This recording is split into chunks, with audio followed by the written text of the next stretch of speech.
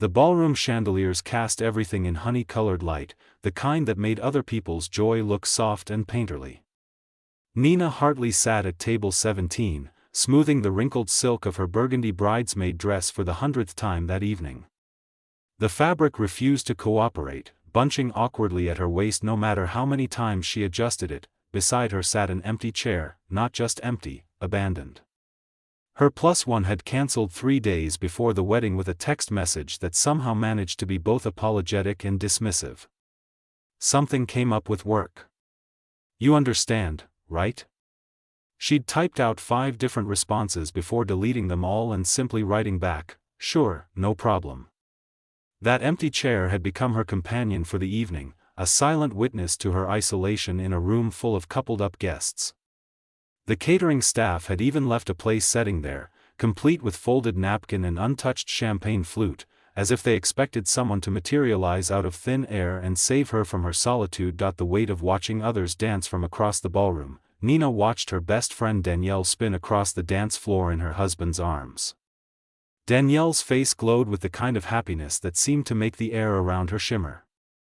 Harrison Blackwell, the groom, looked at his new wife like she'd personally hung every star visible through the ballroom's floor-to-ceiling windows. Nina was genuinely happy for them.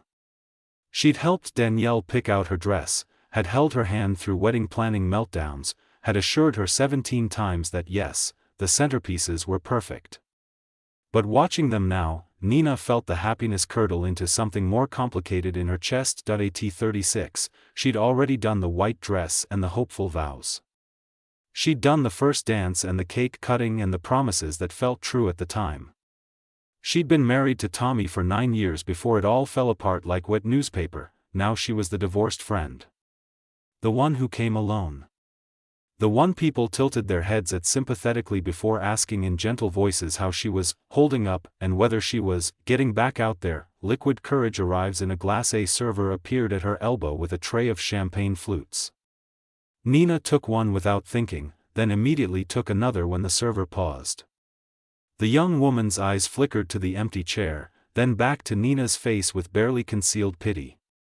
"Thank you," Nina said, her voice coming out sharper than intended. The server nodded and hurried away. Nina downed half of the first glass in 3 swallows. The bubbles burned pleasantly down her throat, and the warmth that followed promised to sand down the rough edges of the evening. She wasn't a heavy drinker. Before tonight, she'd been having maybe 2 glasses of wine per week, always after her daughter Grace was asleep, always measured and controlled. But tonight felt different. Tonight felt like the kind of evening that required chemical assistance to survive. The band transitioned into an upbeat song from the 90s, and the dance floor erupted in cheers. Nina recognized several other bridesmaids she'd spent the day with, women she'd smiled alongside during photos, whose makeup she'd helped fix, whose nervous laughter she'd shared in the bridal suite. Now they danced in a tight cluster, arms linked, singing lyrics they'd memorized in high school. Nina had told them she'd be right back after grabbing her phone from her clutch. That was 45 minutes ago. None of them had noticed she never returned. When strangers become confessionals, she was reaching for her 3rd glass of champagne when a voice spoke from just behind her shoulder. "That's a dangerous pace you're setting." Nina turned to find a man standing beside her table, holding his own drink, something amber in a rocks glass that looked significantly more sophisticated than her sweet champagne. He was tall, probably early 40s, with dark hair that was just beginning to show silver at the temples. His suit looked expensive in that understated way where you couldn't see a label but knew it cost more than her monthly rent. "I'm sorry," Nina said, hearing the defensive edge in her voice. "The champagne," he said, gesturing toward her collection of glasses, 2 empty, 1 half full. "They start tasting like regret around glass 4. Something about his tone wasn't mocking. It sounded almost knowing, like he'd been exactly where she was sitting. "Are you the alcohol police?" Nina asked. "Do I need to see some credentials?" The corner of his mouth lifted. "Just a fellow guest who's also hiding from the festivities." "I'm not hiding," Nina said automatically, then glanced at her isolated table near the emergency exit. "I'm taking a break." "Right. At the table farthest from the dance floor, next to the coat check. Nina felt her cheeks warm. What's your excuse then? Truthfully. He pulled out the empty chair, that chair, and sat down without waiting for permission. I've been to 47 weddings in the last 5 years. The charm has worn thin, broken people recognize each other. There was something about the way he said it, casual but tired, that made Nina's defensive walls lower half an inch. He didn't look at her with pity like the server had. He didn't seem to be scanning the room for someone better to talk to. He just sat there, drink in hand, looking as out of place as she felt. 47? Nina repeated. That's a lot of obligations. Large family, lots of business connections, and apparently everyone I know decided to get married in their 30s. He took a sip of his drink. You? This is number 3 this year, Nina admitted. Though I'm only in the wedding party for this one, thank God. The other 2 I could at least slip out early. But not this one. Bride's best friend since college. I'm contractually obligated to stay until the bitter end. Nina finished her current glass and immediately regretted it. The room was starting to feel pleasantly fuzzy at the edges. Plus I live 20 minutes away, so it's not like I can claim I have a long drive home. The man extended his hand. Owen. Nina shook it. His grip was warm and firm. Nina. So, Nina, what's your story? Hiding from a bad date or just allergic to electric slides? She laughed, surprised by the sound coming out of her own mouth. Neither. I came alone. Well, I was supposed to have a +1, but he cancelled last minute with some work excuse that was probably code for, I don't want to spend 8 hours at a stranger's wedding. His loss, Owen said simply. Nina studied him more carefully. There was something practiced about the way he held himself, a kind of casual confidence that suggested he was used to being looked at. But his eyes, dark brown, almost black in the dim lighting, held genuine interest rather than the glazed politeness most people offered at these events. Can I ask you something? Nina said, and she knew the champagne was talking now, lowering her filter to dangerous levels. Shoot. Why are you really sitting here? There are probably 50 women in this room who'd be thrilled to have you buy them a drink at the real bar. She gestured vaguely toward the actual bar set up near the windows, where clusters of guests laughed and flirted. Owen looked at her for a long moment. Maybe I'm tired of women who want me to buy them drinks, he said quietly. Maybe I wanted to sit with someone who looked like they'd rather be literally anywhere else. Misery loves company and all that. Nina raised her glass in a mock toast. Well, you found her. Welcome to the saddest table at the wedding. Population, 2. He clinked his glass against hers, and something in his smile suggested he understood exactly what she meant. The champagne had made Nina's tongue loose and her judgment questionable. She knew this. She could feel it happening in real time, like watching herself from a distance and being unable to stop the words from tumbling out. So here's the thing about weddings, Nina said, gesturing broadly enough that Owen had to lean back slightly to avoid being hit. They're basically designed to make single people feel like failures. Look around, everyone's paired up, everyone's dancing, everyone's got someone to share the overpriced rubber chicken with. And then there's people like me, guarding a pile of purses like it's my sacred duty. Owen glanced at the small mountain of clutches and wraps piled on the chair Nina had claimed for storage. Important work, he said, without a trace of mockery. Don't patronize me, Nina said, but she was smiling. I can hear it in your voice. You think it's pathetic. I don't think you're pathetic. You should.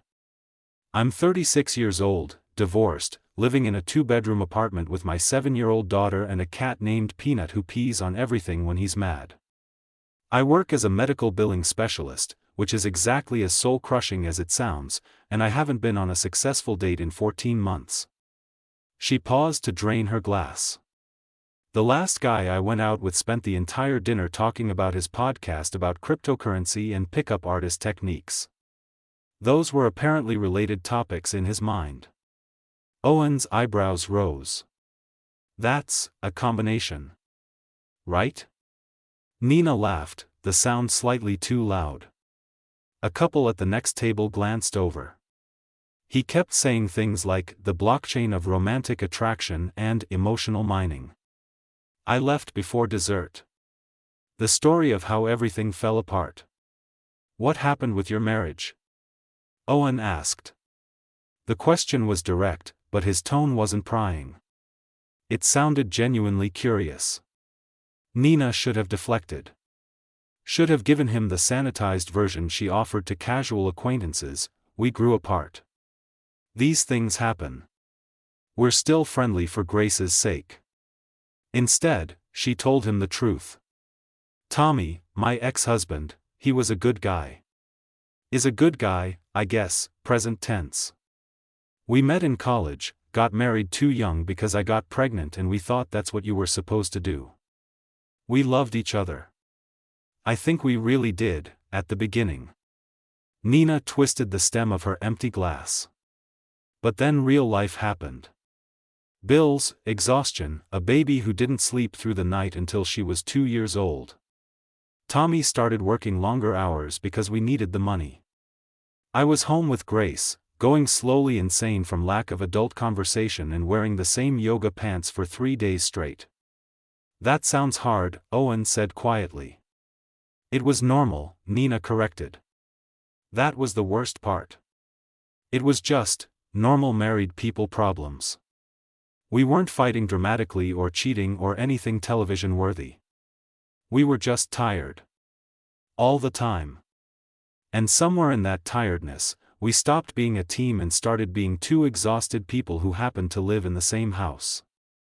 A server passed by with another tray, and Nina grabbed a fresh glass before Owen could suggest she slow down. He didn't comment, just sipped his own drink and waited for her to continue. The truth about rich people. The thing that really killed us was money, Nina said. Or the lack of it. Tommy worked in construction, and I was doing part-time medical billing from home. We were always one broken car or one sick kid away from disaster. Grace needed tubes in her ears when she was 4, and the insurance denied half of it. We fought about that bill for 6 months. Not just about the money, about whose fault it was that we couldn't pay it. Like either of us had control over healthcare costs or unexpected medical problems. She took a long sip, feeling the bubbles create a pleasant numbness. Do you know what that kind of stress does to a marriage? The constant calculation of every purchase? Fighting about whether we can afford a pizza delivery or whether that's irresponsible? Tommy started picking up extra weekend work, which meant I was solo parenting even more. I resented him for never being home. He resented me for resenting him when he was just trying to keep us afloat. That sounds exhausting, Owen said. It was. And the worst part? I look at weddings like this. Nina gestured around the opulent ballroom with its crystal chandeliers and elaborate floral centerpieces that probably cost more than her monthly salary, and I think about how different things might have been if we just had a cushion. If we hadn't been operating on empty all the time. Maybe we would have had energy left for each other. She was getting dangerously close to tears now, the kind of maudlin emotion that alcohol brought bubbling to the surface. People with money don't understand what it's like. They don't get that poverty isn't noble or character building. It's just grinding. It takes everything from you, including your marriage apparently. The bitter taste of comparison. Take this wedding, Nina continued, warming to her subject. Danielle's great, I love her, but she married into money. Harrison's family is loaded. Like, stupid rich. His brother owns half the commercial real estate in the city or something. They're the kind of people who think nothing of spending $40,000 on one day. That's more than I make in a year. Owen's expression shifted slightly, but Nina was too caught up in her rant to notice. And Harrison seems nice enough, but you can tell he's never worried about money a day in his life. He probably doesn't even look at price tags. Meanwhile, Danielle was telling me they're honeymooning in the Maldives for 2 weeks. 2 weeks. I haven't had a vacation in 4 years because I can't afford childcare and the time off work simultaneously. Different circumstances, Owen offered carefully. That's a nice way of saying they were born lucky and I wasn't. Nina could hear the bitterness in her own voice. Sorry. I'm being awful. I'm genuinely happy for Danielle. She deserves this. It's hard watching everyone else get their fairy tale when yours already ended. Vulnerability as connection. Owen was quiet for a moment, swirling the liquid in his glass. When he spoke, his voice was softer. You know what I think is harder than not having money? What?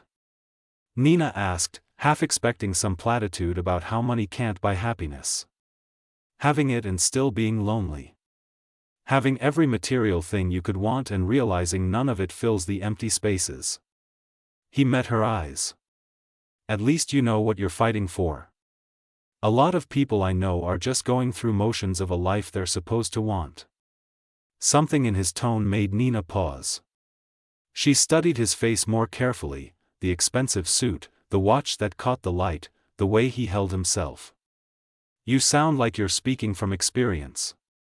Maybe I am. Rich people problems?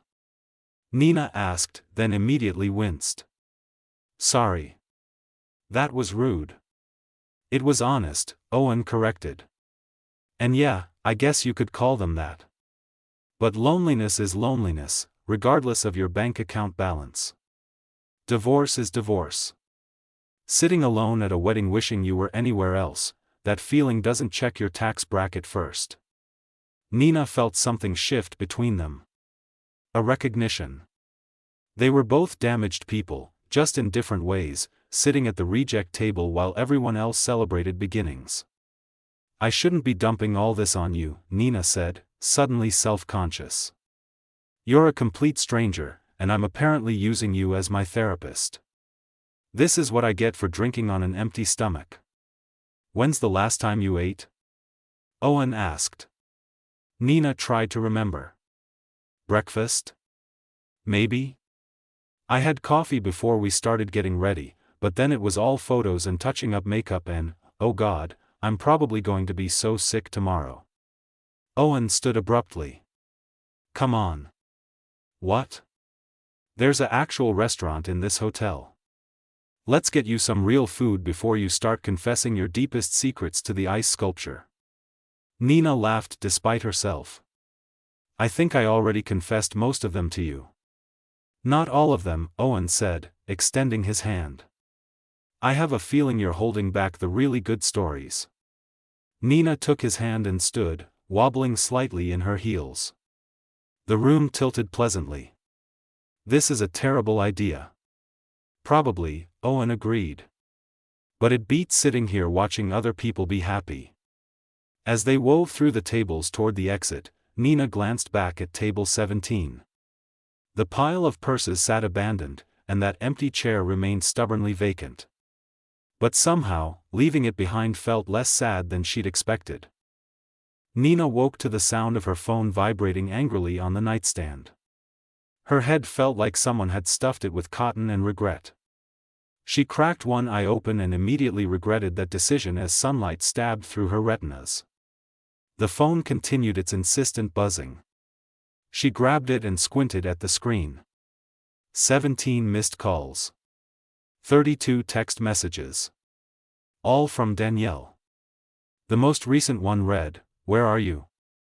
The brunch starts in 20 minutes. Did you go home? Brunch. The morning after wedding brunch." The one Nina had completely forgotten existed. She sat up too quickly, and her stomach lurched in protest. Fragments of the previous night flickered through her mind like a damaged film reel. The ballroom. The champagne. The stranger named Owen who'd listened to her spill her entire life story. Oh God. What had she said to him? Nina scrambled out of bed and immediately realized she was still wearing her bridesmaid dress, though it was now wrinkled beyond recognition. Her makeup was smeared across her face in abstract patterns. She looked like she'd lost a fight with the wedding itself. Piecing together the damage, she typed back to Danielle with shaking fingers, "So sorry. Overslept. Be there in 30? The response came immediately, "Make it 20. And you better have a good story." Nina threw herself into the shower, letting the hot water pound some clarity into her brain. As she scrubbed off last night's mascara, more memories surfaced. They'd gone to the hotel restaurant. Owen had ordered her French fries and water while she continued talking, about Grace, about her job, about how she still slept on her side of the bed even though Tommy had been gone for 2 years. She'd told him about the time she'd cried in the Target parking lot because she couldn't afford the fancy art supplies for Grace's school project. She'd confessed that she sometimes resented her daughter for needing so much when Nina had so little left to give. And Owen had just listened. He hadn't judged or offered unsolicited advice. He'd asked thoughtful questions. He'd shared a few carefully worded stories about his own family complications. He'd been kind. The worst part? Nina couldn't remember how the night ended. Had she thanked him? Had she said something embarrassing? Had she given him her number? She checked her phone. No new contacts. No mysterious messages from unknown numbers. Well, that answered that question. The morning after gathering. Nina arrived at the brunch 28 minutes later, wearing jeans and a blouse she'd grabbed from her closet without really looking. Her hair was still damp, pulled into a messy bun. Dark circles shadowed her eyes despite her best concealer efforts. The private dining room buzzed with the gentle chatter of hungover wedding guests working their way through mimosas and eggs Benedict. Danielle spotted Nina immediately and rushed over, radiant even in her casual sundress. "There you are. I was about to send a search party." Danielle pulled her into a hug. "You feeling okay? You disappeared last night." "I'm fine," Nina lied. "Just tired. Long day yesterday." "Tell me about it." "My feet are killing me." Danielle linked her arm through Nina's and steered her toward the buffet. "So, what happened?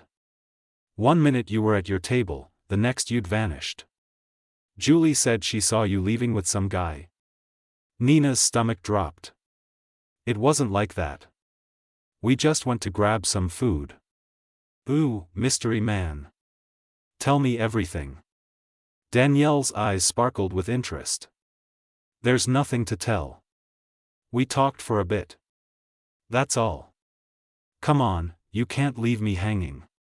What did he look like? What's his name?" "Owen something. Dark hair, nice suit. He was just nice. That's all." Nina grabbed a plate and started loading it with fruit she wasn't sure she could eat. Danielle frowned slightly. "Owen? Dark hair?" Something flickered across her face. "Nina, what did this Owen guy look like exactly?" The reveal begins. Before Nina could answer, a familiar voice spoke from directly behind them. "Good morning." Nina turned and felt the floor drop out from under her. Owen stood there in dark jeans and a crisp white button-down, holding a cup of coffee. In the bright morning light, without the wedding atmosphere creating distance, she could see him more clearly. The expensive watch. The way other guests seemed to subtly defer to him as they passed. The fact that he was even at this private, family-only brunch. "Oh my God," Danielle breathed. "Nina, please tell me you didn't spend last night complaining about rich people to Owen Blackwell." The name hit Nina like cold water. Blackwell. As in Harrison Blackwell. As in Harrison's brother, Nina said faintly. "You're Harrison's brother." Owen had the grace to look slightly uncomfortable. "Older brother, yes." All the things Nina had said came rushing back. Every rant about wealthy people not understanding real problems. Every bitter comment about the wedding's excessive cost. Every word about how Harrison's family was stupid rich and probably didn't even look at price tags. She'd said all of that to his face, while he nodded sympathetically and bought her French fries. "I need to go," Nina said, setting down her plate with a clatter. "Nina, wait," Owen started. But she was already backing toward the door, face burning. "I'm so sorry, Danielle. Congratulations again. I need to go." She made it to the parking lot before the tears started. Unexpected grace. Nina was fumbling with her car keys, hands shaking too badly to fit them in the lock, when she heard footsteps behind her. "Nina, please wait." She didn't turn around. "I'm so embarrassed. I said terrible things about your family. About you, probably. I was drunk and bitter and..." "Honest," Owen interrupted quietly. "You were honest." That made her turn around. He stood a few feet away, hands in his pockets, looking nothing like the polished businessman she'd insulted and everything like the kind stranger who'd listened to her fall apart. "I'm not sure honest is better than terrible in this context," Nina said, wiping at her eyes. "Do you know how many people talk to me like I'm real?" Owen asked. Not as Harrison's wealthy older brother, not as the guy who owns Blackwell Properties, not as someone who might be useful to them someday. Just as a person. "I didn't know who you were." "Exactly." He took a step closer. "You saw a stranger at a wedding who looked as tired as you felt, and you were real with me.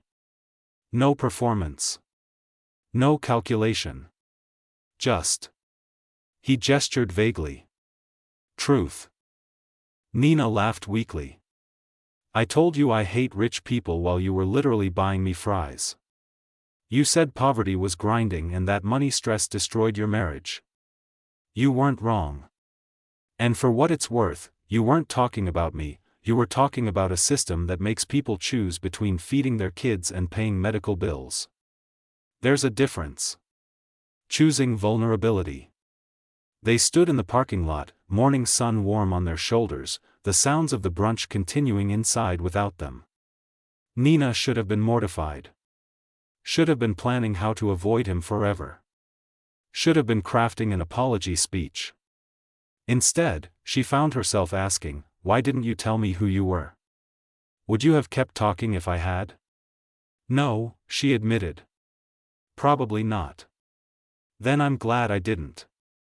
Owen pulled a business card from his pocket. "Look, this might sound strange given how we met, but my company is looking for someone to run our employee assistance program. Benefits navigation, healthcare advocacy, helping our staff understand the bureaucratic nightmare of insurance and medical billing. The pay is significantly better than what you're making now, and the benefits package includes childcare assistance." Nina stared at the card like it might bite her. "You're offering me a job?" "I'm offering you an interview. What you do with it is up to you." He pressed the card into her hand. "I meant what I said last night. Loneliness exists at every income level. But struggling financially while also being lonely? That's a special kind of hell. If I can help with one of those problems, why wouldn't I?" "This is charity," Nina said, but her voice lacked conviction. "This is recognizing talent when I see it. You navigated medical billing well enough to keep your family afloat through a divorce and raising a kid solo. You understand the system from the inside. That's valuable. But if your pride won't let you take the meeting, I understand." Owen started backing toward the hotel. "The offer stands for 2 weeks. After that, I'll assume you're not interested." The choice to trust. Nina looked down at the card. Blackwell Properties. Employee Relations Director. A phone number and email address. "Owen," she called. He turned. "Thank you. For last night. For listening." His smile was genuine, reaching his eyes in a way that reminded her why she'd kept talking to him in the first place. "Thank you for reminding me why I go to these things. It's not for the rubber chicken or the electric slide. It's for the possibility of meeting someone real. He disappeared back into the hotel, leaving Nina standing alone with a business card and a choice. She could crumple it up, drive home, and go back to her grinding routine. Keep struggling, keep proud, keep her distance from people who lived in different worlds. Or she could admit that maybe vulnerability wasn't weakness. Maybe accepting help wasn't failure. Maybe the emptiest chair at the wedding had led her exactly where she needed to be. Nina pulled out her phone and opened a new email. "Dear Mr. Blackwell," she typed, then paused, smiled, and deleted it. "Dear Owen," she began again. "I'd like to discuss the position you mentioned. Are you free this week?" She hit send before she could change her mind. The morning sun felt warmer somehow as she drove home to wake Grace, her headache fading into something that felt surprisingly like hope.